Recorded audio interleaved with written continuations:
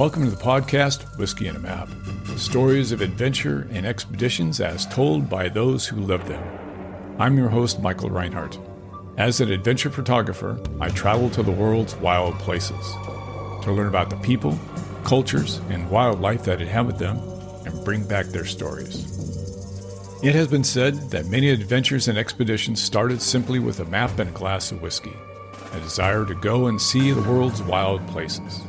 You're invited to pull up a chair, pour yourself a glass of your favorite whiskey, and join us as we hear stories from another one of our friends just returned from the field. Welcome back. We are rejoining our friend Cyril Derreumaux and his quest to kayak from California to Hawaii. Scott Donaldson calls you up and you have a conversation. Tell us about that. So Scott crossed the Tasman Sea from Australia to New Zealand on this small kayak in a cabin in the front. Amazing man. It took him 3 attempts. First attempt, he was rescued after a week. Second attempt, he was rescued about a week from getting to New Zealand. And third attempt, he made it. And very early before, he was always there. We did a lot of, Zoom calls and say, how's your training doing? Did you do this? Did you do that? How about that? Did you think of that? Have you tried this? Have you tried that? Amazing. And then that's the great thing is like these amazing athletes give us all their information, selflessly. And then first thing I do is we organize a call with Dave, my land support, and Scott. Scott, here's what happened. I don't know what to do. Should I go in 2 weeks? My boat's fine. It got swamped, but if I empty the water, I can go. So before we talk about all this, were you prepared? So yeah, I was prepared.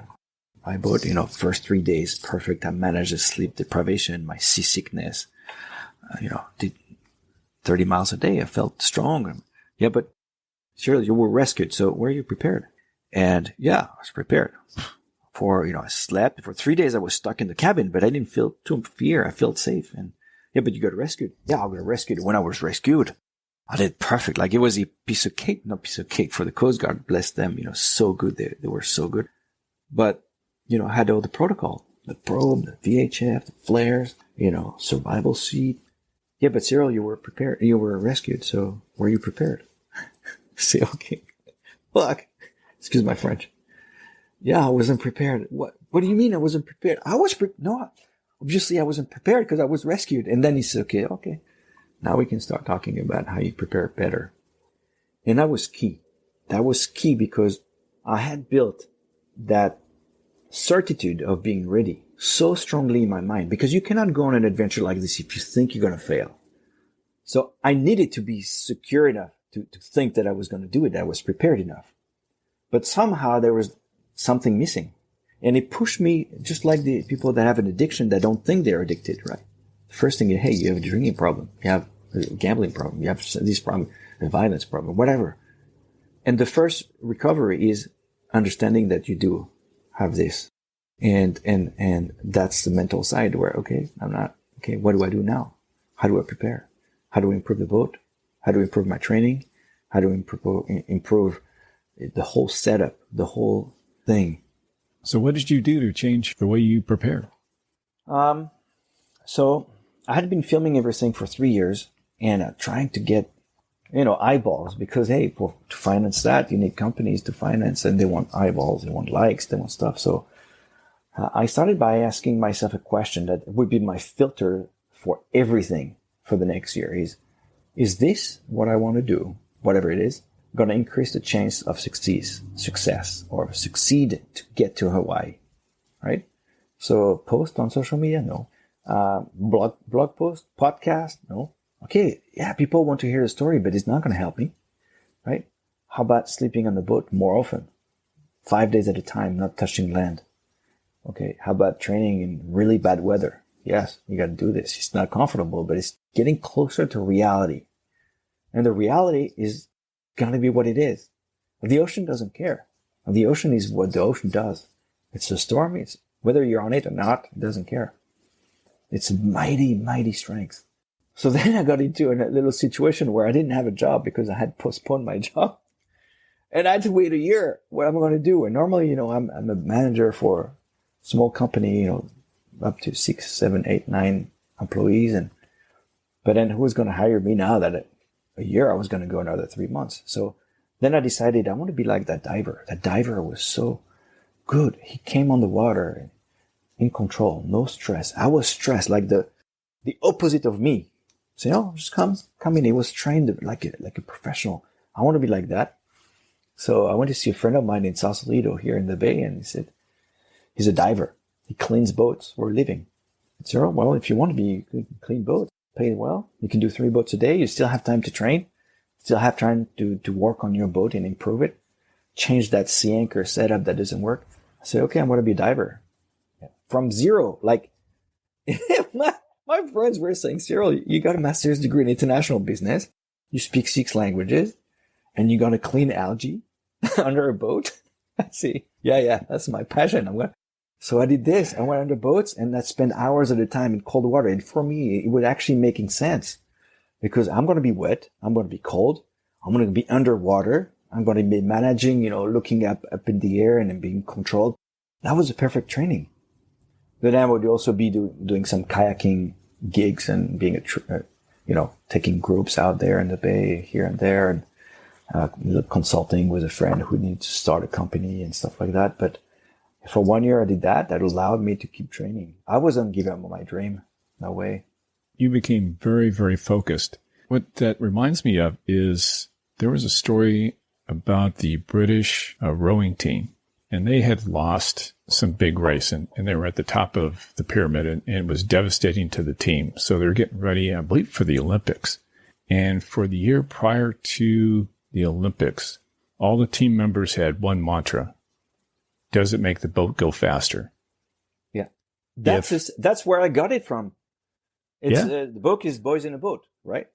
I guess I heard it. Yeah, it is. Yeah. I've used it myself. Does it make the boat go faster? If it doesn't, you don't do it. And that focuses you on what you need to do. But cool. Yeah. So you read that book and that's that laser type focus. Does it make the boat go faster? And for you, does it make you able to do those strokes, the thousands and thousands of strokes across that ocean? Perfect.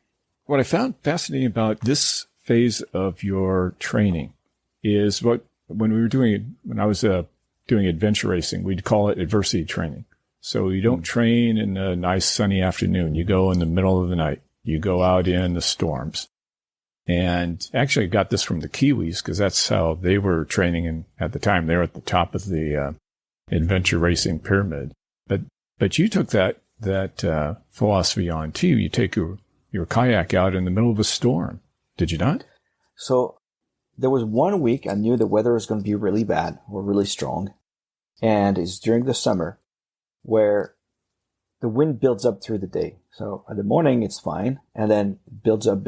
And, it's kind of it's hot on land. It's cold from the ocean air. So it builds up that ocean air until it gets to 25, 30 knots, right? So I actually went to Santa Cruz. And I put the boat on the harbor. I slept for 5 days in a row. And every day in the morning, I take off at sunlight, get out, paddle against the coast and going north. And I knew the wind's going to push me south, right? And I would go against the wind that would build up. I would do training with the sea anchor. I would go and retrieve it. What if I had to go now? Okay, I want to be cold. Okay, I have no suit, whatever. I just go and do it. And I did get some tough times, but as soon as my speed was going under 1 mile per hour against the wind, and then you could see the white caps building up, then I would turn around and see how it would fare as the wind would still build up until 30 knots. But I knew at the end I would go back to the harbor at night, sleep in the boat, and the next morning do that again for a week. And that was amazing training. Now the second attempt, where did you start at? The second one I wanted to do under the radar. I had felt somehow that a lot of people were following the journey, were really cheerful, but it's one of the drawbacks of saying something out loud and then receiving a reward for something you haven't earned, right? I felt like, okay, I don't want to have all these friends that are coming. I want to be like really quiet. I want to be centered in my energy. It's only a few people. I didn't want to have TVs and press. I really wanted to take off super serene and go. And there's a smaller harbor in Monterey Bay, in the town of Monterey, that I could take off in the same harbor where I had taken off in 2016 in my rowboat. In fact, I put the boat in the exact same slip. And, I'm not superstitious, but I thought that's a good omen. Yeah. And I prepared for 3-4 days waiting for the right weather window. And I took off from Monterey this time, not the San Francisco. As you pushed off from the dock that second time, did it feel different? Yeah, there was a bit more gravity. Not gravity, I don't know. Gravité in French, where more seriousness. Because I knew where I was going to. I knew the weather is going to be good for a week, but then after any kind of weather can arrive. I knew I trusted my boat, but still, I don't know. And also I was like, I had decided that I was not, had I been in the same situation, I wanted to be able to stay in the boat. Because I trusted my boat so much. It's like a rubber ducky. It's unsinkable. So I trusted it like this. And I knew, it was going to be a big adventure. I was gone for 70 days, not losing sight of land after day one and being alone. And, so I push off and I feel great. Again, some friends are following me in the surf ski and kayaks. And after 2 hours, I'm alone. They go around and I'm going towards the fog. Hawaii is that way. But I would say that I still felt great. I still felt free. This is what I want to do. Like, there was no doubt in my mind that I was doing the wrong thing. Like, this is what I live for. Now, take us along with you those first couple of weeks. What was that like? You get into a routine. And the key is also discipline. There's a self-discipline that you impose on yourself. The discipline of hygiene. The discipline of self-awareness, of eating well, of making sure you sleep properly and then you hydrate properly. A discipline of routine where I would wake up with the sun, 6 a.m. I'd go out and I'd warm myself up by paddling half an hour maybe, and then I would have like a little breakfast. I had made my own breakfast made of granola mixed with oatmeal, mixed with MCT oil in a powdered form, which is a good source of fat. And then I had also a spoon of powdered milk. And that was my breakfast. And it would take me up to 11 a.m. But I would still drink, electrolytes in my water, because the water tastes a bit weird because it's desalinated water, yeah. And then I'd paddle until noon. And the first days I would just nonstop. Okay, I feel good. I eat. I had freeze-dried meal. And I had a stove, but I never used the stove. I was so afraid of getting burnt. Imagine my boat is rocking and rolling sideways. And the only place I could put my little stove, that would, boil the water in less than a minute and a half. So it's quick, but a little jerk of the boat the wrong way. And then there I am, I'm burnt, and these kind of infection on the water, forget it. It's like immediately infection, and I had a good first aid kit, a medical kit and all that. Good team behind me, but no, and okay, I'll just eat it cold. I put cold water on it. It's going to hydrate. Take a little bit more time, but I'll eat it. And the first days is discipline and kind of let your body and trust your body that your body will adapt. And then the afternoon, sun goes down. There's a part of hygiene where I've got these baby wipes that I would just wash around my skin to remove the salt, maybe the sweat. And I would get in the cabin ahead of time, get ready, and then the dark would come, and I would look at my drift, wake up every hour, send a message to my land support. Next morning, same thing. Weather radar sending me the next 3 days, the direction of the wind, the size of the wind chop, and the direction of those wind waves, and then the current, the intensity of the current and the speed and the direction of the speed of that, and also the swell. And that's really hard outside of the coast in California, is that those three powers, so to speak, the wind, the waves, the current, and the swell, are not in the same direction. It's really chaotic. It creates gnarly seas because it's hard to navigate those seas. You really bounce everywhere. And then you just make your miles, keep paddling. The first problem, I think, came along with that fog, did it not? Oh yeah. What happened? Well, I've got solar panels on the foredeck and the stern, on the cabin, on the main cabin, and they're calculated to bring enough energy for my energy needs. That's my plotter, but the biggest one is a desalinator. It's a water maker that is reverse osmosis. And even though I just use it an hour a day to make my gallon of water, it takes a lot of energy. And the first 10 days, there was no wind, but there's a lot of fog, and I wouldn't charge the batteries enough. So I would see, okay, I'm 90% on, I would switch battery because I've got two. So I use one, I use the other. And then I would wake up one day in the middle of the night and dead. Everything's dark. No RTE. So the other boats don't see me. No AIS. I don't see any other boats. Stress. Am I going to be able to make water tomorrow? I've got only 6 liters. That's 2 gallons. That's it. So my battery started with this and then other problems. Now that's a showstopper. No power, no water, no go. So how did you handle that? Well, I contact my land support and they contact the guy who's an electrician and he says, well, you know what? Maybe you didn't have enough. So maybe you don't make any water tomorrow. Or if you do, make it at the sun when it's peaking only at that time. Don't do it at 6 p.m. Don't do it before. So there's protocols, And he says when the sun goes up, it should charge the batteries. They might have been drained, but they should be okay tomorrow. But stressful, And then lucky I was, the sun comes back and the battery started to charge again, And then another problem I had was my steering lines. Somehow they started to be super stiff. I had to push on my foot right to go right, super hard. And what happened is I started, I've got much time during the day, so I tried to understand what was going wrong. I keep paddling, but then my steering lines were going through this little tube because they were going through my cabin. And this tube, from the heat or something, they changed shape and they were, moving up and down. And that created, I guess, friction on the lines. And because the lines were not going straight, they were friction. So there was that. And again, you're like, after a week, it was after 2 weeks, things were going wrong or other things. Start to have like water in one of the compartments. What? Wake up at 2:00 in the morning and there's water on my feet. I wake up, I put my lights, it's like a blue light so it doesn't blind me. And I see there's water coming out of this compartment. So I open it, it's filled with water. I'm not sinking, but it's stressful. I close it, I seal it, and I try to understand. And there was a leak through my steering line. There was water coming in the compartment. Stress. So then I decided, okay, well, what do I do? I'm getting to 400 nautical miles. And there was a big decision. I say, okay, do I go back? I could be in LA in a week and I could fix all that. The battery is pretty easy. I just charge it. The steering lines, I could change that in 2-3 days.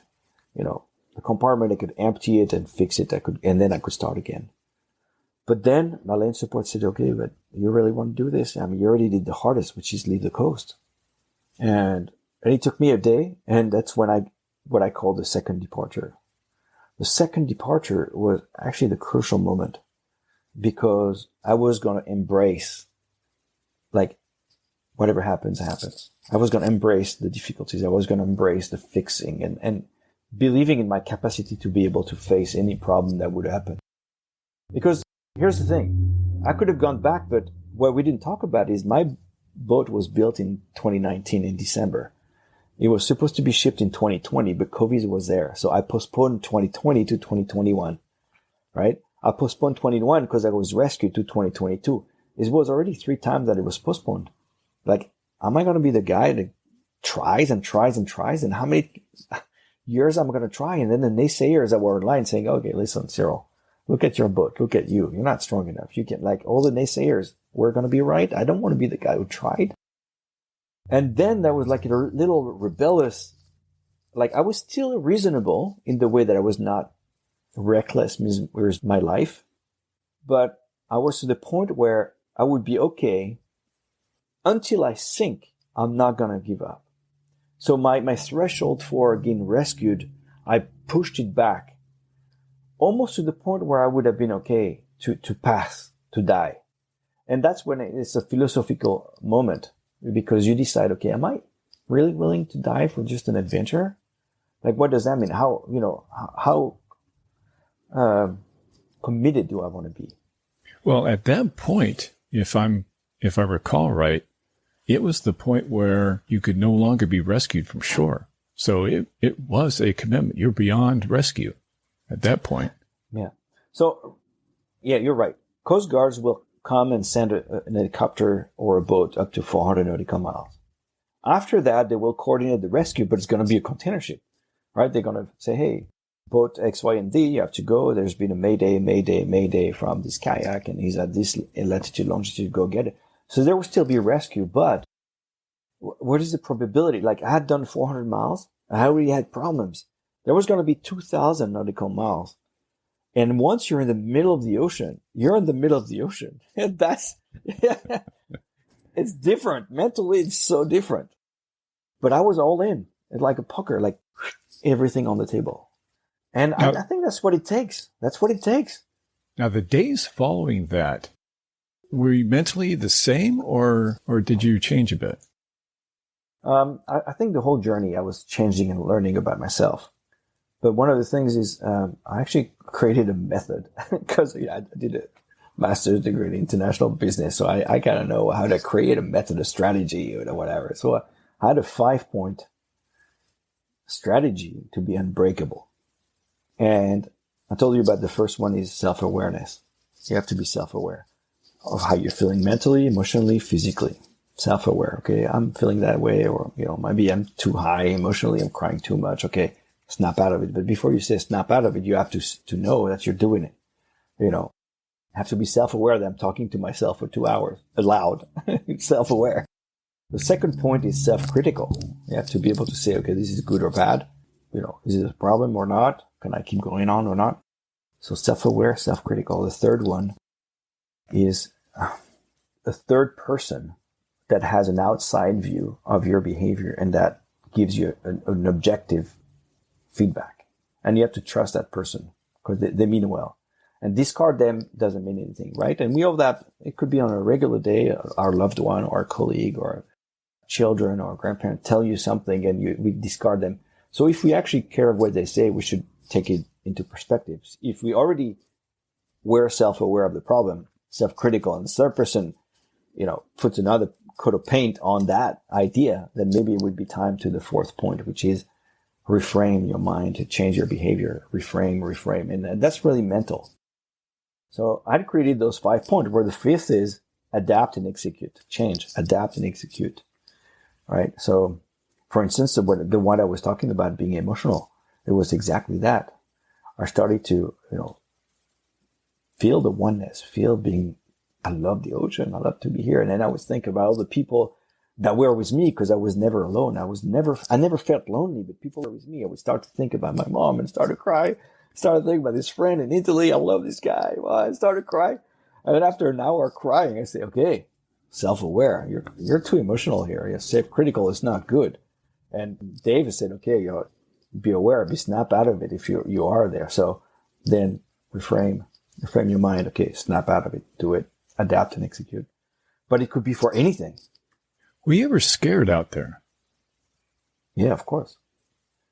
Yeah, I think if you're not scared, it's because you're not aware of the dangers, right? And you have to be believing that you can face the difficulties. But I think it's beneficial to be scared. Like Michelle came with the bad news again, my weather radar. I said, Cyril, okay, there's a little storm building up at the coast of Mexico, and it's building up to be a hurricane. And her name is Estelle. It's going to be on your boat in about a week. Winds of 30, 35 knots. It's not here yet, and then the fear is really the anticipation of a problem, right? It's once you're in the problem, you can problem solve. That's the first reaction. How do you solve this problem? It doesn't matter what the cause is, you solve the problem. Like if I had the storm that day, I would have faced a problem. But the anticipation of having big storm, again, it's like, no, this is not fair. I just decided to go, and now a week later, you send me a hurricane? What the heck? So then 3 days later, I was actually happy to read Michelle. I said, Cyril, it's downgrading to a tropical storm. Oh, yeah, right. But hey, that was 27 knots of wind. And for one day, I didn't paddle. I put the sea anchor, and my new system had worked perfectly. And then again, increase the strengths mentally, because I had been 3 weeks on the boat when the storm arrived. It was not like 3 days like the first time. So already mentally, I knew my boat. I'd slept for 3 weeks in a row, drifting. I was losing 5 miles, gaining 20, losing 5 miles, getting 20, but mentally I felt stronger. And I think I felt more prepared.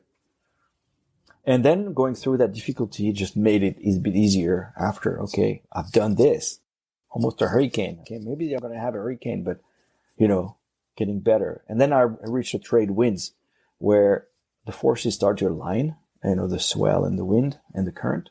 And then my boat should be a little bit faster because I'm going very slow. Now, at the opposite end of that emotional spectrum, were there any points where you were to the point of elation about what you saw or were experiencing? Yeah. The first one I really felt like an amazing sense.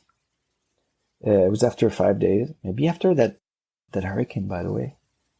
I woke up in the morning and I'm like, here's my GoPro. I'm going to film and I'm going to show how nice, day's nice. And I got caught up. Like the moment caught me off guard. I go out and let me picture this for you. So I'm just under underwear, going out, sunrise, and the light is just coming up. And I sit down on my boat and I look backward because the sun is coming from the east, right? And it was just the most perfect moment. The air, first of all, was kind of warm. And it was windy, but not too windy. It was just like a small caress on my skin. And then the first thing I saw was actually the swell. It was just a smooth swell. It was not anything violent. It was just like being in a mother's arms, like it just like felt so good. The colors were beautiful. It was like a blue and starting to be pink of the sunrise. And I look over there and I see the sun peeking, up and through the clouds. It was just magical. And I started to cry and I was like, wow, it's just the sunrise. What am I doing? And then a bird came to see me. And the birds are very special to me. And that bird came to see me as like a message. It was like, you got this, And they were like, what? This bird went through the storm. Yeah, and it came to check on me and I'm fine. And it was just a perfect moment. Very spiritual. Yeah. Started to be very spiritual then. Did you come to get a better sense of the environment? The waves, the swells, the wind and the current? So I would say that this happened really after a month, at least a month and a half, where I would come out and I would have already understood the pattern. There's a pattern of a certain strength of wind when the sun rises until like 2 or 3 o'clock. And then the sun is peak, there will be a different pattern and go down until 4 p.m. and the wind. So I would already have an understanding of the daily variation of the wind and the waves. And yeah, and it's very intimate. It's raw. You don't understand why, but I would feel something wrong or like the ripple of the wind on the water and I would understand that it would mean something. Like I would feel it before I would understand it intellectually, the reason of that. So that's reading the water. I would read the flow of the water and how the ocean would feel. If I felt heavy on the boat, or if I felt fast. But also there was a connection with nature, the birds. Yeah. And then everything. A connection with the clouds. Who would connect with a cloud? And the waves. I would connect with the waves. Mentally. Okay. So there's one thing. I was never really superstitious, but suddenly I became so superstitious. My fiance was wearing a ring, and it's a ring that's supposed to protect people at sea. And I was like, make sure you wear that ring. I started to be super superstitious. And then the birds visiting me was a superstition as well. It was a good omen. They were checking on me.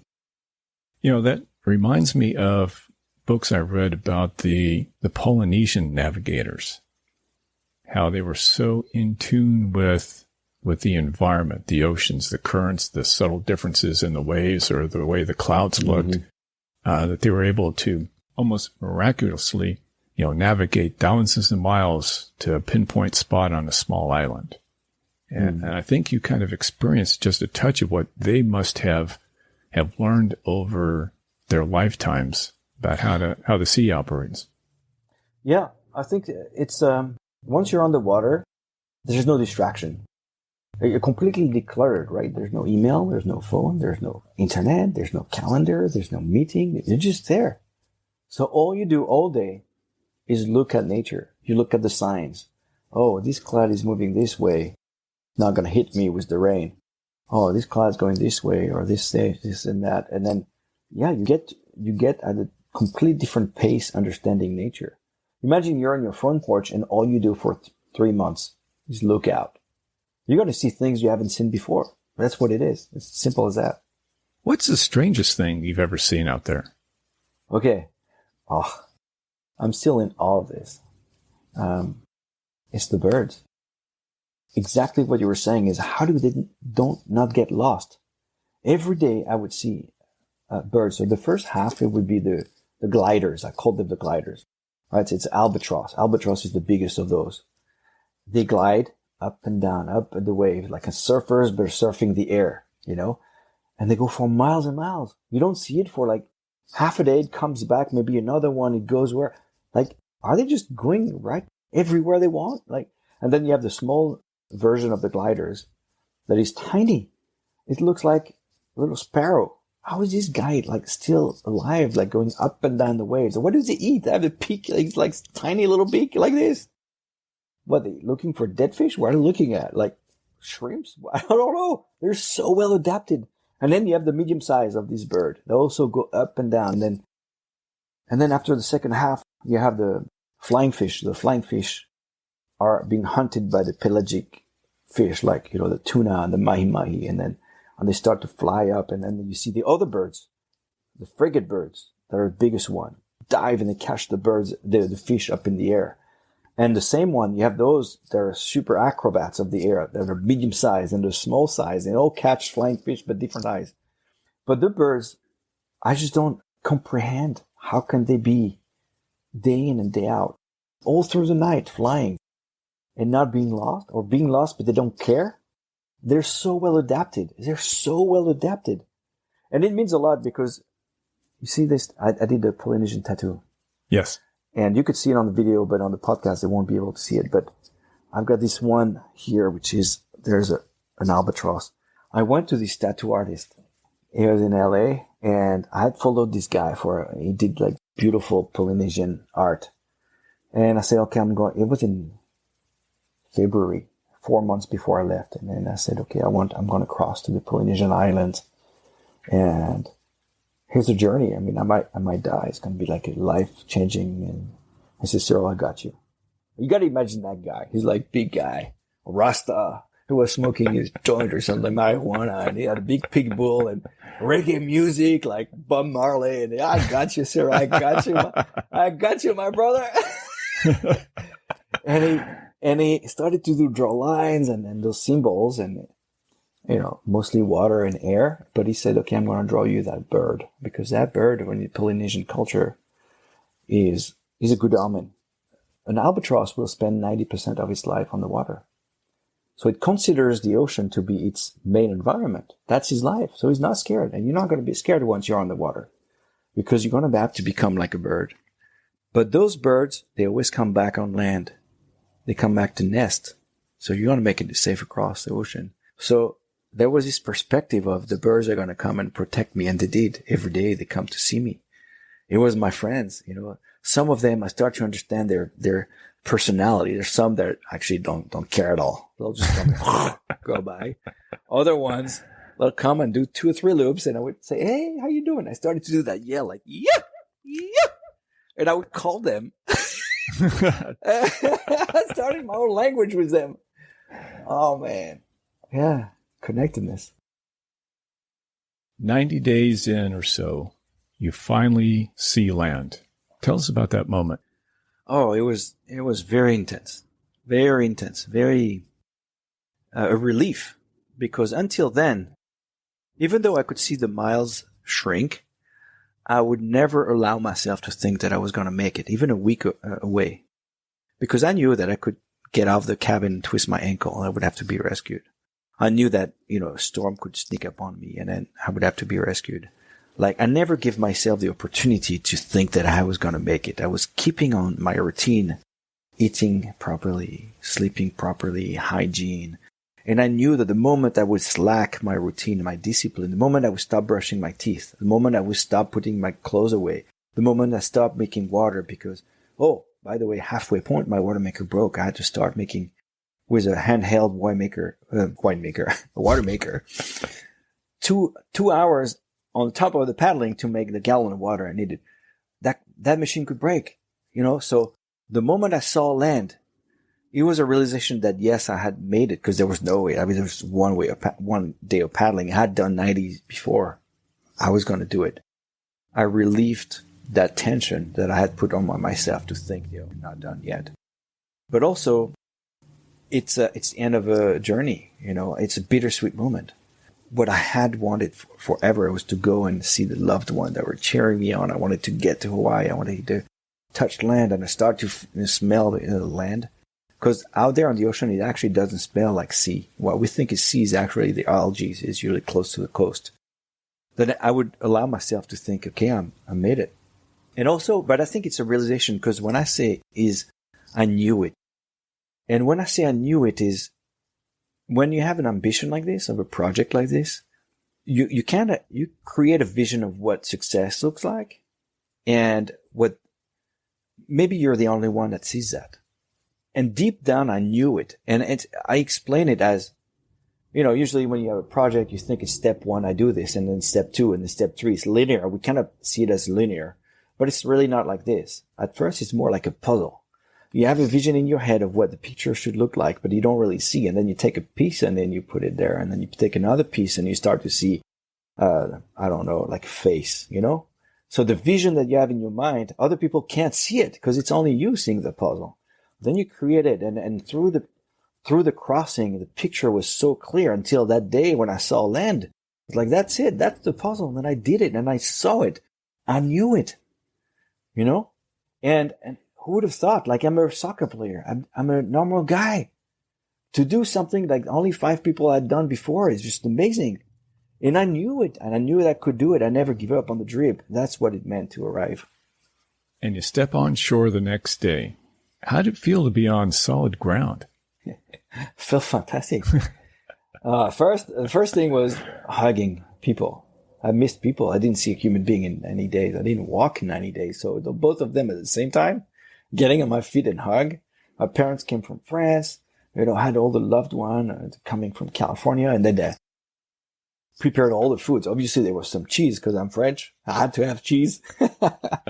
But then I had a burger, I had fries, I had poke, I had just different things like good salads and fruits. I wanted mango. I wanted some like juicy fruit.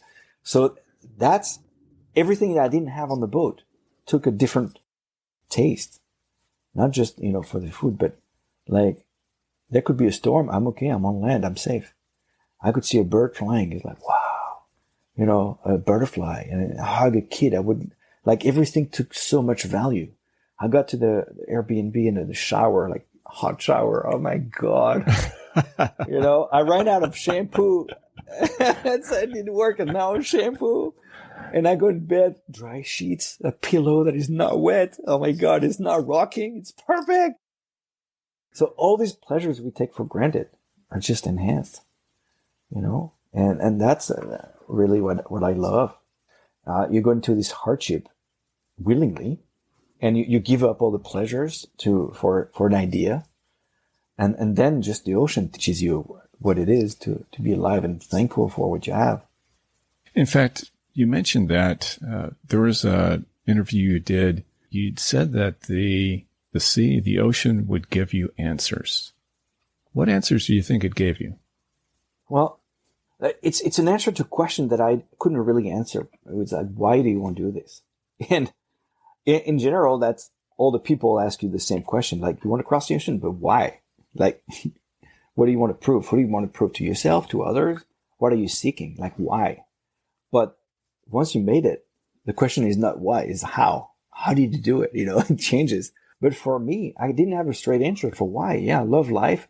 I want to feel things for myself. I want to feel what it is that Ed Gillette, that I read through it.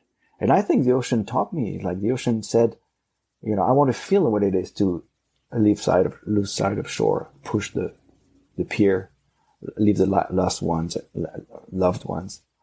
I want to feel what it is to be through a storm and overcoming it. I want to feel what it is to be in doubt and be salty and be tired and push through that. And then feel the beauty of just a sunrise. I want to feel by myself what it is to be alive.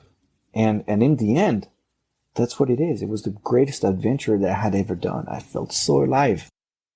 And the fact that I had embraced the possibility of losing it just made me more alive.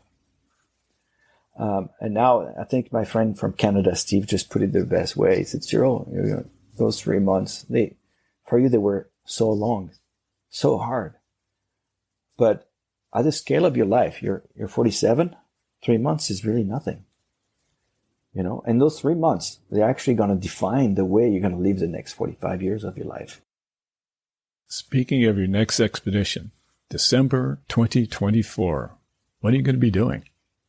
Well, after the Mid-Pacific, I'm going to tackle with my same kayak, Valentine. I want to do the Atlantic.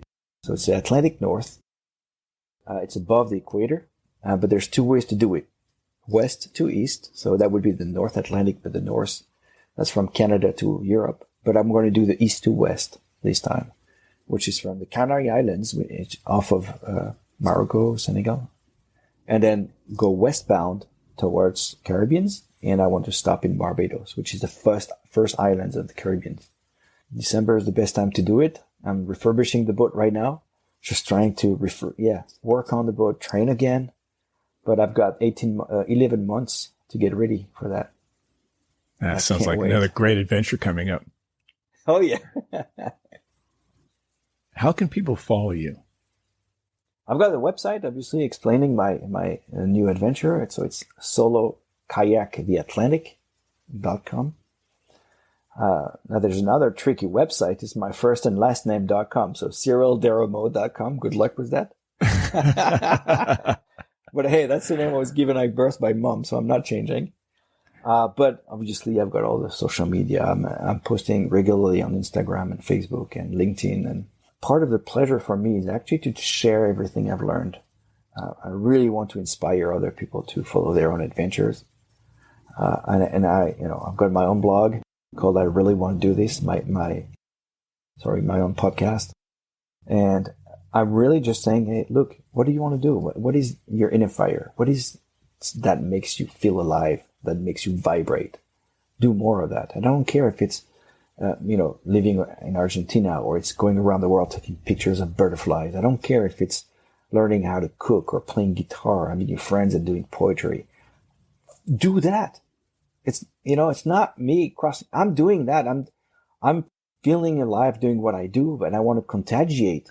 I want you to have that virus too, because you will feel yourself once you do that. I think you said it best too when you said you just don't want to read about it or see a picture. You want to feel it.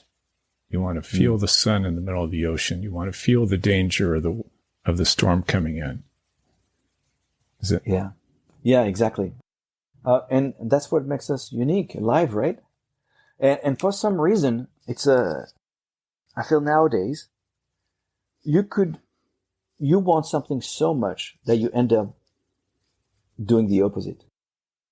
And when people say, well, you're risking your life, you could die. Yeah, I wrote my will. Yeah, I could die. I weigh the risk and I've got, action and consequence. But I do it because I love life. Well, if you love life, you wouldn't risk your life. No, it's actually the opposite. Because you love life too much, you're not going to fly. You're not going to go overseas. You're not going to travel. You're not going to do that. So in the end, you're going to take decisions one after the other that makes you not live life to the fullest. Yeah, you're not going to eat anything that's not gluten, anything that is too sweet, that little bit of alcohol. You're not going to do that. You're going to, life is about eating that extra cake and be a little bit crazy. And you come back at 2:00 in the morning and you're watching the stars. You have this little rum and whiskey.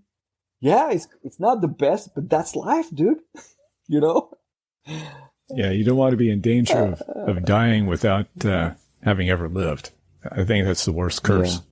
Yeah, exactly. Well, Cyril, this has been a great conversation, and I'm really looking forward to your trip across the Atlantic. We're going to be watching you, and we really appreciate you joining us here. Thank you so much, and I'll come back to tell you how was the Atlantic, eh? Excellent. Excellent. Well, we'll see you on down the road. Keep safe. Thank you so much, Michael. Thank you for joining us. We'll see you down the road when we get together again, share a glass of whiskey, and hear more stories of adventure as told by those who live them. Until then, check us out at michaeljreinhart.com, where you'll find more of my work as an adventure photojournalist. Photos, videos, and articles of interesting people, mysterious places, and exotic cultures from the wild places of the world.